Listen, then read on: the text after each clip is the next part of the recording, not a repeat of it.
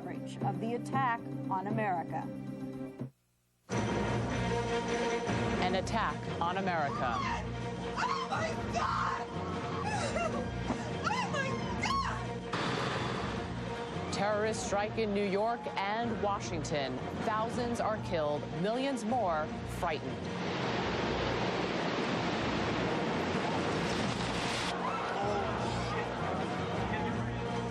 On the morning after, America mourns the dead and searches for answers. I'm Julie Chen, and this is special extended coverage of Attack on America on the CBS Morning News for Wednesday, September 12th. It is being called an act of war, another Pearl Harbor. There is no way to know yet how many people died in Tuesday's wide-ranging terrorist attack.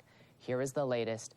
Thousands of victims are trapped in the remains of New York's World Trade Center, including up to 300 firefighters. Hundreds more may be trapped at the Pentagon. President Bush met with his top national security officials Tuesday night and called the attacks evil, despicable acts of terror. Airports nationwide are shut down and financial markets are closed. Rescue crews have been working all night at the World Trade Center, or what was the World Trade Center. The task they face is beyond belief. Lee Cowan is in Lower Manhattan with the latest. Lee, what can you tell us? Stand by. Well, good morning, Julie. New York is certainly a very different place this morning. Indeed, the country is a very different place this morning. We want to take you to ground zero at what used to be the World Trade Center, where we returned from just a short while ago, where rescue efforts are, in fact, underway there this morning, and there are, believe it or not, some success stories. Talking to a firefighter just about an hour and a half ago, he said he was there when they pulled a Port Authority worker out of some of the wreckage this morning. He had been buried in that wreckage for more than 16 hours. He came out alive. He said the first thing he wanted to do is call his wife on a cell phone. He did that. He walked away, apparently with relatively minor injuries. Unfortunately, however, that does not seem to be the case for everybody. That story seems to be somewhat of an anomaly. Even physicians that are down here volunteering their efforts to try and help the wounded say, unfortunately, there is very little for them to do. Take a listen. Looks like everything stopped in mid-action. There's an EMS stretcher right there. Doors are open. They were going to save people and never made it. We got a call on a cell phone that there might be some people alive. We haven't found any.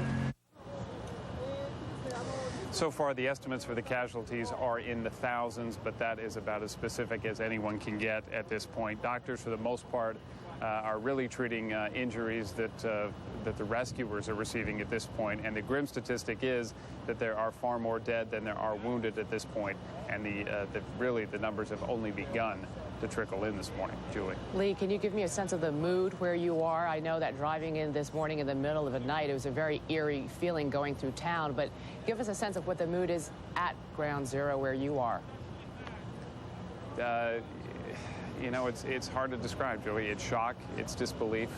You see a lot of people walking around with dazed expressions on their faces. There are still people that tears come to their eyes when you ask them what they've seen. There's some people telling you they don't want to tell you what they've seen. I don't think anybody here was certainly prepared for any of this, and I don't think that they're prepared for what they may see in the coming days either. Would you say, what are we, 18 hours since the first explosion? Would you say there's a sense of controlled chaos at this hour, or is everyone completely focused on this search and what we're still calling search and rescue operation instead of a search and recovery operation? Well, I think there's a sense of frustration because so many of the search and rescue teams are here, and a lot of them are still waiting to be able to get in and start that search and rescue effort. To some extent, that is going on into some buildings and in the places where they can get at some of the debris, but further in, and some of the places where the fires continue to burn, especially in some of the lower areas. One of the firefighters we were talking to said some of the buildings are still burning very intensely. You just can't see it because it's under so much debris. Presumably, there are people in those areas. Firefighters say there are a lot of pockets in there that they're hopeful that they will find people, but there is that sense of frustration at this point. They can't get in and get to some of those pockets. Lee Cowan at what was the World Trade Center. Thank you for that report this morning. A grim-faced President Bush spoke to the nation last night from the Oval Office. He talked for about 5 minutes, vowed to bring those responsible to justice, and promised not to distinguish between the terrorists and those who give them refuge. Thousands of lives were suddenly ended by evil, despicable acts of terror. The pictures of airplanes flying into buildings, fires burning, huge structures collapsing, have filled us with disbelief, terrible sadness, and a quiet, unyielding anger. These acts of mass murder were intended to frighten our nation into chaos and retreat. But they have failed. Our country is strong. A great people has been moved to defend a great nation. Terrorist attacks can shake the foundations of our biggest buildings, but they cannot touch the foundation of America. These acts shatter steel, but they cannot dent the steel of American resolve. America was targeted for attack because we're the brightest beacon for freedom and opportunity in the world, and no one will keep that light from shining. Today, our nation saw evil, the very worst of human nature, and we responded with the best of America. With the daring of our rescue workers, with the caring for strangers and neighbors who came to give blood and help in any way they could. Immediately following the first attack, I implemented our government's emergency response plans. Our military is powerful, and it's prepared. Our emergency teams are working in New York City and Washington, D.C. to help with local rescue efforts. Our first priority is to get help to those who have been injured, and to take every precaution to protect our citizens at home and around the world from further attacks. The functions of our government continue without interruption. Federal agencies in Washington, which had to be evacuated today, are reopening for essential personnel tonight and will be open for business tomorrow. Our financial institutions remain strong, and the American economy will be open for business as well. The search is underway for those who are behind these evil acts. I've directed the full resources of our intelligence and law enforcement communities to find those responsible and to bring them to justice. We will make no distinction between the terrorists who committed these acts and those who harbor them. I appreciate so very much the members of Congress who have joined me in strongly condemning these attacks. And on behalf of the American people, I thank the many world leaders who have called to offer their condolences and assistance. America and our friends and allies join with all those who want peace and security in the world, and we stand together to win the war against terrorism. Congress will be in session today. On the steps of the Capitol Tuesday, members expressed strong bipartisan support for the president. In the wake of the terrorist attacks, some closings and cancellations for the day. The New York and American stock exchanges will be closed today, as will the NASDAQ. Airports around the nation will be closed at least until noon Eastern time. Federal offices will be open. Major League Baseball games may be postponed today, as they were Tuesday. Broadway performances in New York are canceled indefinitely. By now, the images are etched in the nation's consciousness, an unprecedented show of terrorist horror directed at the towers of New York's World Trade Center. Byron Pitts reports on the attack that's being compared to Pearl Harbor in 1941. 8:48 a.m., mayhem in Manhattan.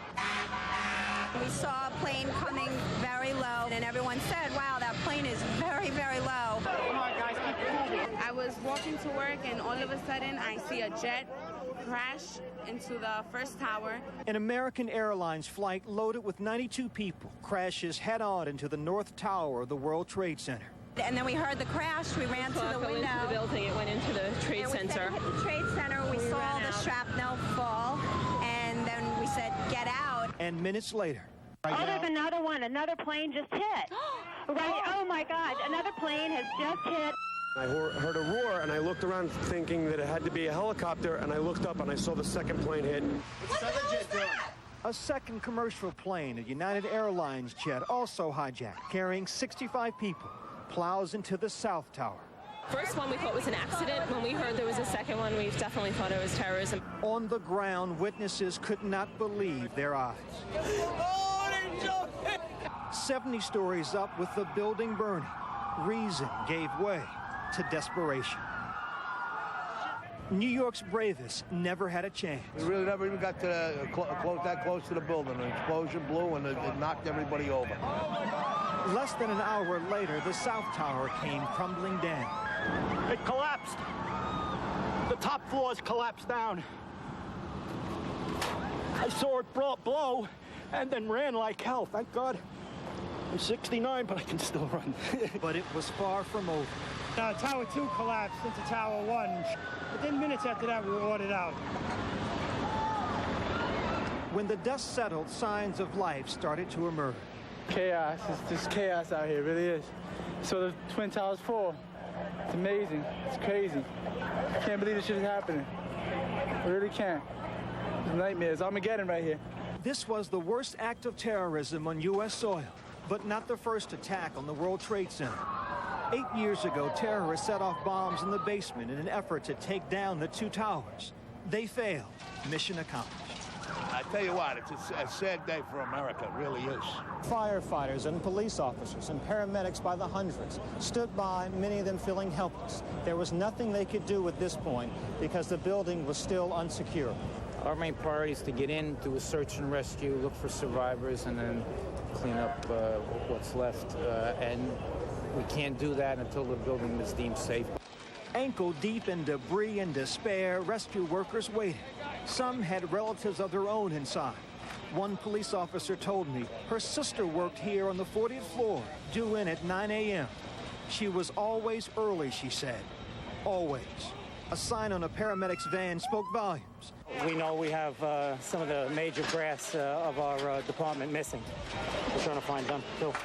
New York Port Authority Police Chief William Hall choked back tears. For him, this was no longer just work. On a personal level, because I know that these are all your men and it's a business, but I'm sure that a lot of these guys are your friends. How you holding up? It's business now. It's personal now. Sir? It's personal now. We have to get them.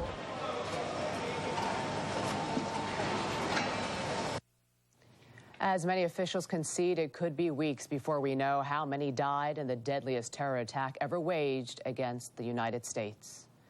In Washington, where the terrorists crashed a third plane into the nerve center of the U.S. military, the Pentagon is open for business this morning. But officials concede 100 to 800 bodies may be buried beneath the rubble. David Martin reports. People have been lifted out and taken away in ambulances, and the numbers will be calculated, and it will not be a few. The first attack ever on the Pentagon occurred at 9:38 a.m. Eastern Time. Clipped this pole over here, hit another pole and slammed right into the building. Huge explosion, and then utter pandemonium, as you might imagine. I mean, everybody was screaming, "Oh my God." A hijacked American Airlines jet, which had just taken off from Dulles Airport, flew right up the main highway leading north into Washington and straight into the citadel of American military power. There was no doubt about it. It was American Airlines slammed right into the building, and there was no doubt about it. Whoever was piloting that plane was aiming for the Pentagon. Fearful that, like the World Trade Center, a second airliner was on its way, most of the building's 23,000 workers fled. Plane's coming in. Come on. Let's go. Let's go. Come on. We're not playing around here. Let's go. F-16 fighters circled overhead looking for a second attack, but the damage had already been done. The plane had drilled a hole about a third of the way through the world's largest office building. The wounded were rushed to nearby hospitals as the fire spread and an entire section of the building collapsed, trapping many, many more inside. Arlington search and rescue personnel are just now, and it's about almost 2 o'clock, just now gaining access to portions of the building where the plane hit because the fires were too intense. One ray of hope. The Pentagon is undergoing a major renovation, and some of the offices in the path of the plane were vacant. We're trying to find out who made it out okay and account for the people that may not have made it out. When the plane hit, Defense Secretary Rumsfeld moved from his office on the other side of the building into the National Military Command Center in the basement. With smoke hanging in the air, he ordered aircraft carriers, amphibious ships, cruisers, and destroyers to New York and Washington, where they can serve as floating hospitals, help with the cleanup, and provide air defense against the possibility of more attacks. And the chairman of the Joint Chiefs made a clear threat of military retaliation. I have no intentions of discussing today what comes next, but make no mistake about it, your armed forces are ready. Right now, suspicion focuses on Osama bin Laden, but first things first. The FBI is combing the wreckage for evidence, and all U.S. military bases and embassies are at the highest state of alert. David Martin, CBS News, the Pentagon. A fourth hijacked plane crashed in Pennsylvania. The 4 airliners had a total of 266 people on board. There are no known survivors. No one is claiming responsibility for the attacks, but the Bush administration says early evidence points to suspected fugitive terrorist Osama bin Laden. New York Times reporter Judith Miller is an expert on bin Laden. She told CBS News he may not be directly involved. Well, I have a problem saying it's absolutely bin Laden because we don't know yet whether or not a group like the bin Laden network, and I think it's very important to emphasize the network as opposed to this one man. We don't know yet if his networks received help from a state, perhaps a state that had longstanding grievances against our country. For instance, tick off a few states that might be. Iran, Iraq, much more likely. We don't know enough yet, and that's why I think people are hesitant to immediately point the finger. However, the New York Times is going to be reporting that all preliminary indications point to the Osama bin Laden networks, to the Al-Qaeda group. The networks, Al-Qaeda. In the last trials recently concluded in ongoing in the penalty phase, there was some discussion that and attempt to portray some of these folks as bumbling Keystone cops, regular guys. No. I interviewed some of the Al-Qaeda members and parts of his networks, both in prison in Jordan and in Afghanistan when I was invited by the Taliban to visit. And when I interviewed prisoners, I did not see the wild-eyed, crazy guy who stands on a street corner in an Arab capital screaming for American death. What I saw often were well-educated, middle-class people, well-trained, who are willing to sacrifice their own lives to kill Americans. This is a new kind of terrorism and a new kind of terrorist that we're seeing. I asked you, is it possible they actually had pilots that were flying these planes into the buildings? You said, of course. Yes, we know that one of the former terrorists who is now assisting the U.S. government in prosecuting the Africa bombing cases, he himself was a pilot. He used to be Osama bin Laden's pilot, and American intelligence has apparently had information since the early 90s suggesting that Osama bin Laden's camps trained, among other things, pilots. So this is a long-planned operation. This is not something you can pull off in an afternoon or with 2 or 6 weeks of work. In all cases that I've looked at of his operations, the preparations go back in some cases for years. Nations around the world are condemning the deadly suicide bombings, including Israel, the biggest U.S. ally in the Middle East. But there is also joy. David Hawkins is in Tel Aviv with that story. Morning, David.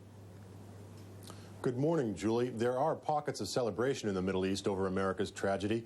Iraqi television played a patriotic song with the lyrics "Death to America" over pictures of the carnage. In the Palestinian territories, some Palestinians danced in the streets. Many Arabs despise the U.S. for its staunch support of Israel. But most Palestinians, however, including Palestinian Authority President Yasser Arafat, appeared genuinely horrified at the news. We are completely shocked. Unbelievable. Mr. Arafat condemned those few of his people who celebrated the tragedy and expressed his condolences to America and Americans. Israel's Prime Minister Ariel Sharon declared today a national day of mourning. Israelis are lining up to donate blood and are laying wreaths outside the U.S. Embassy here in Tel Aviv. Fearing copycat attacks, Israel has sealed its borders to non-Israelis for 24 hours, and all non-Israeli flights in and out of the country have been canceled. Many Israelis with friends and relatives in the United States found their usual roles reversed, making rather than receiving anxious telephone calls in the aftermath of a terrorist attack. Julie? David, there are some reports this morning that some Israelis are saying that Arafat is their bin Laden. Can you address that at all? Well, there's certainly a common feeling now. Prime Minister Ariel Sharon last night said that Israel and the United States, as well as other nations, should unite to fight an international terrorist threat. Julie? Thank you. David, one more question before you go. Some people are saying that now Americans are getting a sense of what it must be like to live in fear, to live in the Middle East where bombings are unfortunately very common. Can you talk to me about that at all? You've been based in Tel Aviv for months now. And you're yes, an American. Many people are. I'm sorry, go ahead, David. Many people are drawing the comparison. There's at least one big difference. The scale and scope and the magnitude of the attack in the United States far exceeds anything that's happened here in recent months, in the last 11 months, if not ever. I think, however, it certainly does create a sense of solidarity, a sense of understanding amongst Americans for what Israelis have been living with for a very long time. Julie? David Hawkins reporting from Tel Aviv for us this morning. Thank you for that report. The skies over America remain quiet as a flight ban continues. The FAA says the ban will not be lifted until at least noon Eastern time today. When planes take to the air again, air travel and the security surrounding it will likely never be the same. Correspondent Vince Gonzalez is in Los Angeles with that story. Morning to you, Vince. Good morning, Julie. There's an eerie quiet here this morning. Except for the occasional military jet, the skies are empty. Passenger jets sit on the tarmac, completely silent. Inside the terminals at LAX, automated messages go out over the PA system, but there's no one there to hear them except security personnel. There's no word yet on exactly when planes will begin taking off, but last night there were questions about how officials here and across the country will guarantee the safety of the traveling public. Isn't this a wake-up call that the security, especially the screening of passengers, obviously needs to be improved in the United States? I don't think it's appropriate to speculate on what caused this and where the problem is. But a review of government records reveals serious problems with America's airport security. Oh my God! The two airlines involved in yesterday's terrorist attack have been repeatedly cited for security violations. In the last 6 months of 2000, American Airlines was fined more than $400,000 for 49 incidents. United Airlines was fined $356,000 for 38 incidents. Just a month ago, the FAA proposed fining American Airlines an additional $99,000 for security violations at several airports, including Boston's Logan Airport, where two of yesterday's doomed flights originated. And from 1997 to 1999, Logan Airport and airlines operating there were cited at least 136 times by the FAA for violations, including passenger screening problems, allowing weapons through checkpoints, and letting unauthorized people into secure areas. In a separate investigation in May, federal agents with fake badges or IDs purchased on the internet penetrated the most secure areas of America's federal buildings and airports. After a series of security breaches at Los Angeles International Airport, a reporter from CBS-TV went undercover in 1999. Is security so loose that it's possible for a terrorist to get a weapon on an airplane? We found out it's not only possible, in some cases, it's easy. Security staff failed to properly check passengers. A producer posing as a traveler in a wheelchair was pushed around metal detectors and not adequately inspected. The government says security staff is poorly trained and many make less than fast food workers. Now, after those stories aired, airport officials say changes were made here in Los Angeles, but security experts caution that no level of security will prevent a suicidal terrorist bent on bringing a plane down. Julie? Unfortunately, that is true. Vince Gonzalez in Los Angeles, thank you. Let's take another look at the very latest. Fires and unstable debris are hampering rescue efforts at the wreckage of New York's World Trade Center, where thousands of people died Tuesday. Rescuers did find at least one survivor this morning. At the Pentagon, hundreds of bodies may still be trapped in the rubble after Tuesday's attack. The Secretary of Defense says the Pentagon will be open for business today. American forces worldwide remain on a high state of alert. President Bush is promising that the U.S. will find out who is responsible and bring them to justice. 5 suspects reportedly have been identified and tied to evidence. Some of you will be joining your local stations. Stay with us for special coverage of the attack on America.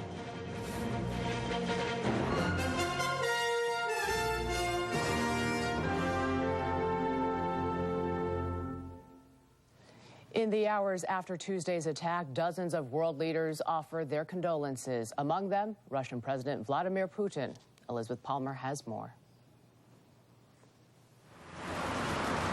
Overnight, visibly shocked and grieving Russians placed flowers and messages of support outside the American embassy in Moscow. We remember the terrorist bombings of apartment buildings here, says Anya, and we know the fear people feel when they aren't even safe in their own homes. When I first saw the pictures, I couldn't believe my eyes, said Eduard. I thought I was watching a science fiction movie. Shortly after the first plane crashed, Russia's Security Council met in emergency session. The national militia has been put on alert, and airspace over Moscow and St. Petersburg has been closed. President Vladimir Putin spoke on Russian television to express his sympathy and his outrage. This goes beyond the United States' national borders, he said. It's a wanton act of contempt against all humanity. I want to tell the American people on behalf of Russia, we are with you. We share and feel your pain. We support you. Coverage of the unfolding tragedy was carried live in special programming on Russian television most of the day. Newspaper sales were brisk as Russians, many of whom have visited or have family in the United States, searched for details. I've been many times in World Trade Center, and I can imagine what is it. And it's terrible. It's incredible. This morning, the American embassy in Moscow is under heavier guard than usual, and the flag is flying at half-mast. The government also says it has a plane load of emergency rescue specialists waiting at Moscow's airport in case the American government does need further assistance. Julie. Thank you, Elizabeth. You've been watching special extended coverage of Attack on America on the CBS Morning News. Our coverage will continue in just a moment. Stations, stay with us as we cover this story that started at 8:45. Let's go back for a minute now to Elizabeth Palmer in Moscow. Elizabeth, are you still with me? I'm still with you, Julie. Okay, I'm sorry, as this is a ongoing story. We're a little bit confused here, but can you give me a sense of what the mood is like on the streets of Moscow? I imagine complete shock. Complete shock, I think partly because Russians have thought of America as Fortress America, impregnable, the winner of the Cold War. And so that they are stunned to think that, in fact, America was this vulnerable all along. Also, just massive outpouring of grief and sympathy at a deeply human level. I myself had lots of phone calls last night from Russian friends just wanting to say, have you lost anybody close? We can't tell you how terribly sorry we are. It really is. Julie. It really is unimaginable that something of this scale could happen on U.S. soil. Do you also get a sense that there is a sort of bond that is bringing what years ago, with the Cold War, Moscow was considered the enemy, and now suddenly Moscow and the United States are being brought together by such a tragic and horrific event? Terrible circumstances and a very sad reminder of how quickly politics can change. There was certainly no hint of any post-Cold War chill in the Russian emotional reaction to this disaster. I think also the Russians are very sensitive to this, because if the American government does indeed pursue Islamic extremists for this act, it's going to touch something that Russians are aware of. They have borders with countries which have a very dangerous Islamic extremist groups, and so in a certain sense they feel this threat quite closely. In a time of tragedy like this, many different nations lend support. Are you getting a sense that Vladimir Putin is going to try and reach out to President Bush and offer any sort of resources at all? Well, I mentioned the plane load of search and emergency rescue specialists. If you'll recall, a couple of years ago, Moscow had terrible terrorist bombings of apartment buildings here in the city, which were never really solved. However, they do have very highly trained experts who are experts at getting into buildings in situations. These acts of mass murder were intended to frighten our nation into chaos and retreat. But they have failed. Our country is strong.